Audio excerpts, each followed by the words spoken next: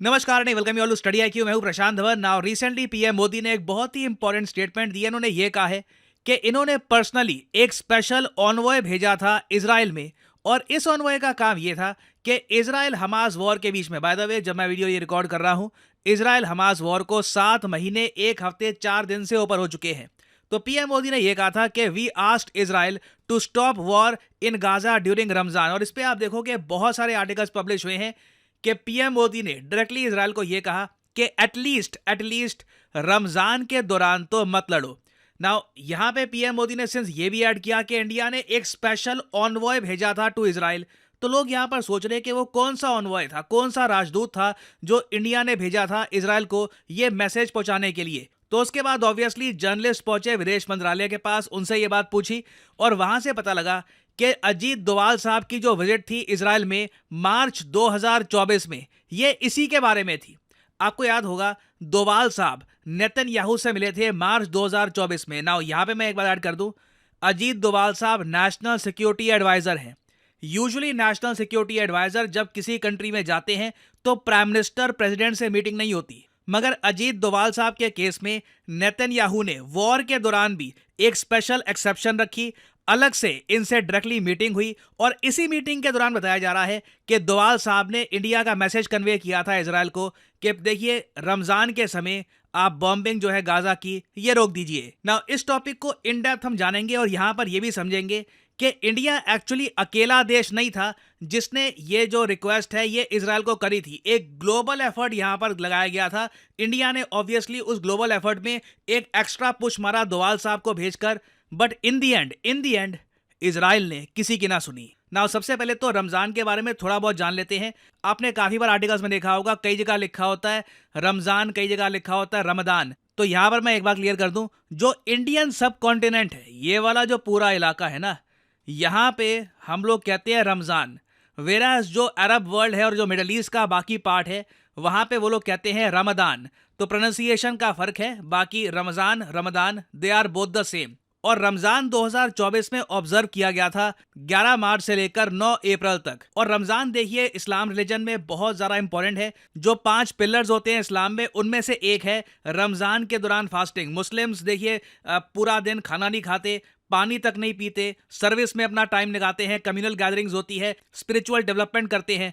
और since Gaza में आपको पता है कि जो मेजॉरिटी पॉपुलेशन है ये इस्लाम फेथ को फॉलो करती है, इसलिए सारी दुनिया ने इजराइल को यह कहा था कि काइंडली रमजान के महीने में ये जो टाइम पीरियड है ना, 11 मार्च से लेकर अप्रैल तक का जो टाइम है, इस दौरान तो एटलीस्ट गाजा पे बॉम्बिंग मत करो, क्योंकि लोग ऑलरेडी फास्टिंग पे होंगे।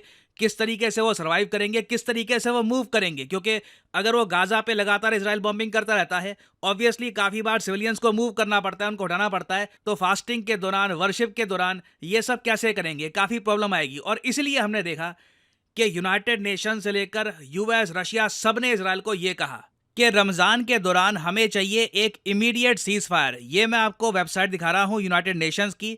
यूनाइटेड नेशंस का जो सिक्योरिटी काउंसिल है, उसने एक रेजोल्यूशन पास किया था, डिमांड किया था कि एक इमीडिएट सीज फायर हमको चाहिए during Ramzan. Now UN security council में आप लोग समझ सकते हैं यूएस, यूके, फ्रांस, उसके अलावा रशिया, चाइना भी हैं।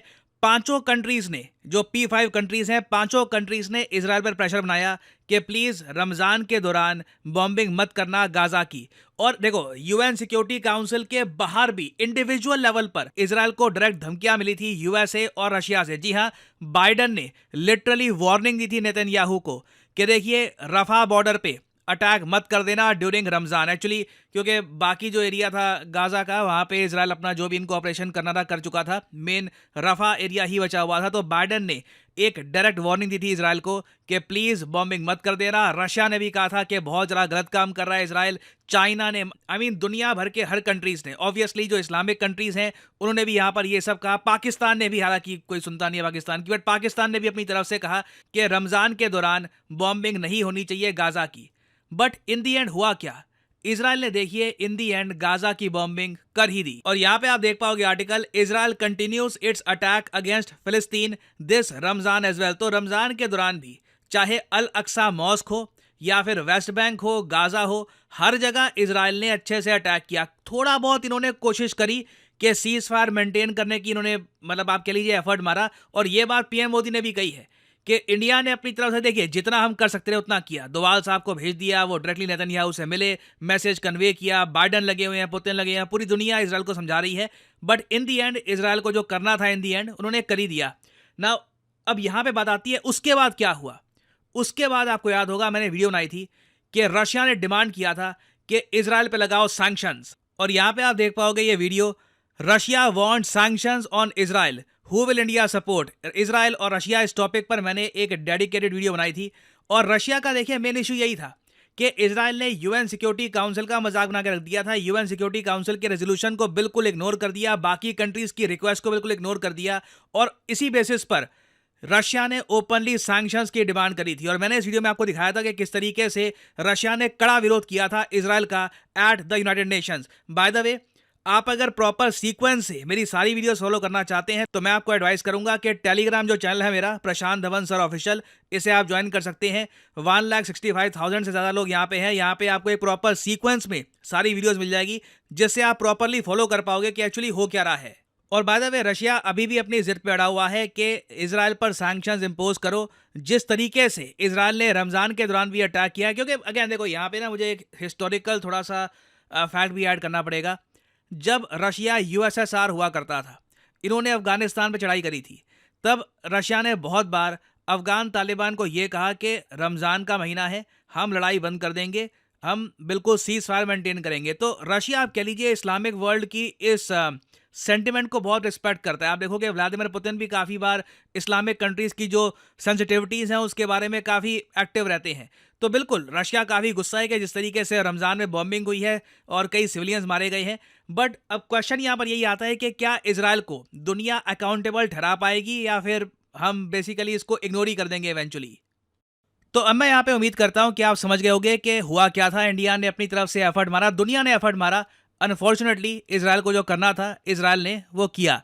ना फाइनली यहाँ पे आपसे एक क्वेश्चन पूछूंगा कि इंडिया 2024 के एंड में किस बड़े देश के साथ वीजा फ्री ट्रैवल का अरेंजमेंट बनाने का सोच रहा है। एक्चुअली इस पर काम स्टार्ट हो चुका है और मोस्ट प्रॉब्ली 2024 के अंत में आपको वीजा फ्री ट्रैवल मिलेगा इंडिया और इस कंट्री के बीच में। तो ये है यहाँ पे आपकी options, China, south Korea, Russia या फिर मैक्सिको। कमेंट सेक्शन में करिए उत्तर। जो लोग सही आंसर देंगे उनकी कमेंट को मैं हार्ट दे दूंगा ताकि बाकी लोग समझ पाएं कि सही उत्तर क्या है।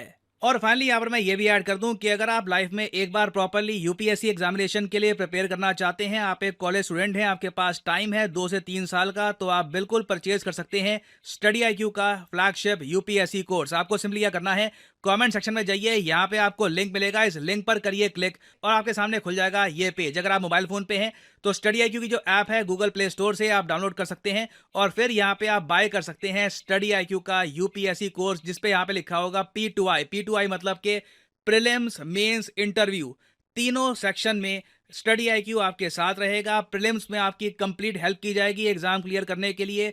आपने प्रीलिम्स क्लियर कर दिया तो स्टडी आईक्यू आपको इनवाइट करेगा कि आइए दिल्ली, रहिए दिल्ली में। स्टडी आईक्यू आपका खर्चा उठाएगा, मेंस की तैयारी करिए यहाँ पर बैठकर।